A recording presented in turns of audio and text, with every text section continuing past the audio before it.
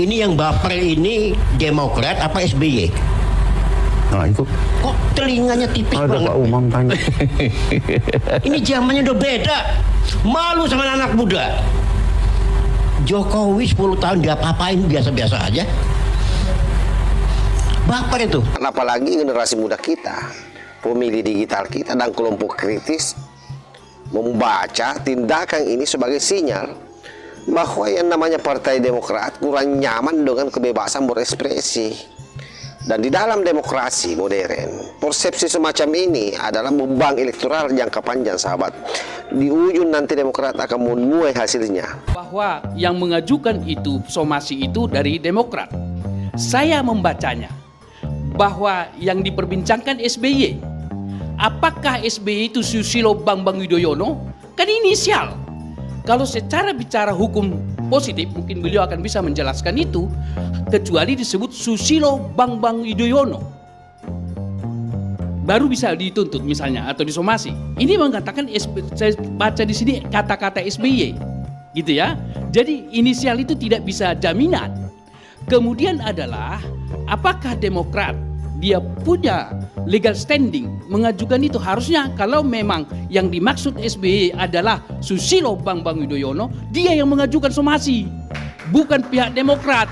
Nah, saya melihat kedua kubu ini justru berkontribusi membuat keruh di ruang publik.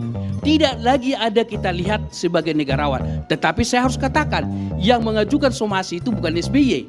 Teman-teman ini, harusnya mereka ini ngerem dulu lah. Tidak harus diajukan somasi-somasi. Memang boleh jadi hak konstitusional, hak hukum. Tetapi hak hukum itu harus kita pertanggungjawabkan. Tidak karena mentang-mentang itu adalah hak kita, lalu kita ajukan. Jangan begitu. Kita harus lihat pertimbangan sosiologi hukumnya. Alih-alih melindungi martabat partai, melindungi martabat Pak SBY, tapi langkah ini justru berpotensi menciderai citra demokrasi sebagai partai yang selama ini mengangkat jargon partai yang paling demokrasi. SBY disematkan sebagai tokoh yang paling demokratis. Di sini betul-betul zero, sahabat ya, apa yang dipertontonkan oleh SBY dan Demokrat. Apakah Partai Demokrat masih nyaman dengan kritik di dalam era demokrasi? Apalagi Gen Z, tahulah hari ini ya, mereka rata-rata cerdas dan betul-betul selalu mengekspresikan apa yang ada di pikirannya, apa yang menjadi gagasannya di media sosial. Dan itu bisa menjadi konsumsi bagi rakyat luas, bagi masyarakat, bagi publik. Sehingga ke depan yang merugi adalah AHY dan Partai Demokrat. Karena kemudian rakyat akan menjauh dari partai ini, sebab mereka menganggap bahwa partai ini tidak lagi cocok di era demokrasi hari ini.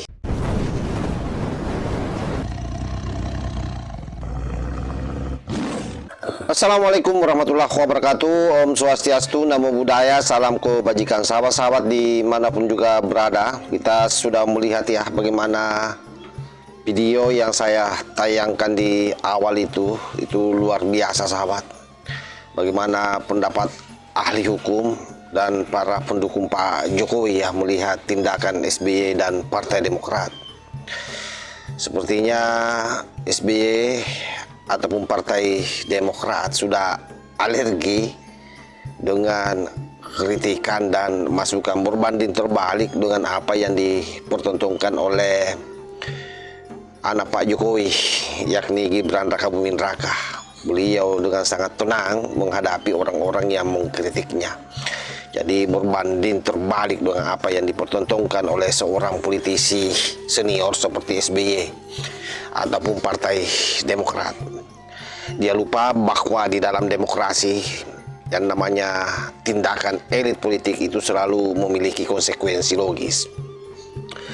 Bukan hanya konsekuensi hukum, tetapi konsekuensi persepsi publik, dan itu sangat berbahaya untuk Partai Demokrat ke depan.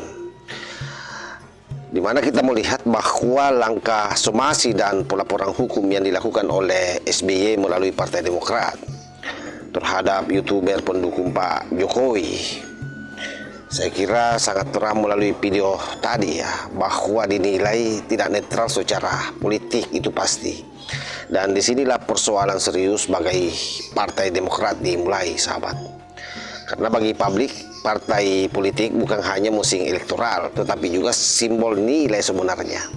Oleh karena itu, ketika sebuah partai terlihat menggunakan instrumen hukum untuk merespon kritik dan ekspresi politik warga, maka rakyat tidak lagi melihatnya sebagai pembela demokrasi, melainkan sebagai partai yang defensif terhadap perbedaan. Oleh karena itu, ahli demokrasi menegaskan, yang paling berbahaya bagi partai politik, saya kira bukan kritik dari lawan, melainkan jarak yang tumbuh antara partai dan nilai demokrasi itu sendiri. Dan dalam logika ruang publik kita, sebagaimana yang pernah disampaikan oleh Jurgen Habermas, partai seharusnya hadir sebagai aktor dialog. Namun ketika dialog diganti dengan somasi, diganti dengan pelaporan ke polisi, yang terbaca oleh masyarakat bukan ketegasan, melainkan ketidaksiapan menerima kritik. Dampaknya jelas bukan pada elit, tetapi pada pemilih rasional, apalagi generasi muda kita, pemilih digital kita dan kelompok kritis membaca tindakan ini sebagai sinyal bahwa yang namanya Partai Demokrat kurang nyaman dengan kebebasan berekspresi. Dan di dalam demokrasi modern, persepsi semacam ini adalah beban elektoral jangka panjang, sahabat. Di ujung nanti Demokrat akan menuai hasilnya. Sebab itulah seorang ilmuwan, Max Weber, itu pernah mengatakan bahwa otoritas politik runtuh bukan karena serangan eksternal, melainkan karena hilangnya kepercayaan internal publik. Dan ketika kepercayaan itu terkikis, partai tidak jatuh sekaligus, tapi ia pulang-pulang akan ditinggalkan oleh konstituennya. Di titik inilah tindakan SBY melalui Partai Demokrat berbalik arah. Alih-alih melindungi martabat partai, melindungi martabat Pak SBY, tapi langkah ini justru berpotensi menciderai citra demokrasi sebagai partai yang selama ini mengangkat jargon partai yang paling demokrasi. SBY disematkan sebagai tokoh yang paling demokratis. Di sini betul-betul zero, sahabat ya, apa yang dipertontonkan oleh SBY dan Demokrat. Lalu muncul pertanyaan, apa salahnya? Ini kan hukum. Kita berharap ada penegakan hukum dilakukan di negeri ini supaya tidak tebang pilih. Ya bukan hukumnya yang salah, tetapi karena cara penggunaannya itu bertabrakan dengan nilai yang diharapkan rakyat. Sehingga kesimpulan sederhananya dalam politik dan demokrasi itu, partai yang terlihat alergi terhadap kritik akan dibaca publik sebagai partai yang menjauh dari semangat demokrasi. Coba misalnya bandingkan bagaimana Mas Wapres kritisi habis-habisan oleh Panji, bahkan dihina di situ. Apa yang dilakukan oleh Mas Wapres? Justru mengapresiasi bahwa yang namanya kritik dan masukan itu penting. Disinilah perbedaan yang sangat menjolok ya. Satu baperan, yang satu betul-betul akomodatif terhadap suara dari bawah. Oleh karena itu, sejarah politik selalu menunjukkan satu pola yang sangat konsisten, sahabat. Rakyat jarang menghukum partai karena kalah debat, tetapi sering meninggalkan partai yang dianggap tak lagi percaya pada kebebasan berbicara. Nah, ini kita akan uji di tahun 2029 nanti, bagaimana nasib Partai Demokrat ini, bagaimana nasib AHY yang selama ini selalu diperjuangkan supaya dia bisa menjadi wapres atau presiden di 2029. Sementara kalau kita lihat jelas sekali Gibran semakin melejit, apalagi dengan gaya politiknya yang cenderung akomodatif dengan seluruh masukan-masukan dari bawah dalam bentuk apapun, sekalipun itu kritikannya sudah bukan lagi kritikannya, sudah hinaan, tapi tetap dia hanya menanggapi itu dengan senyum dan bahkan memberikan komentar yang sesungguhnya komentar itu seolah-olah mengakomodir, tapi monohok 1000 kali lipat ketimbang apa yang dilakukan oleh Partai Demokrat ini. Sebab itu, sahabat sekalian, yang terakhir yang saya mau sampaikan, sesungguhnya yang terjadi dalam konteks SBY dan Demokrat ini, saya kira bukan soal somasinya yang berbahaya atau yang bermasalah, bukan juga soal pelaporannya ke polisi yang bermasalah, tetapi masalahnya adalah pesan yang ditangkap rakyat.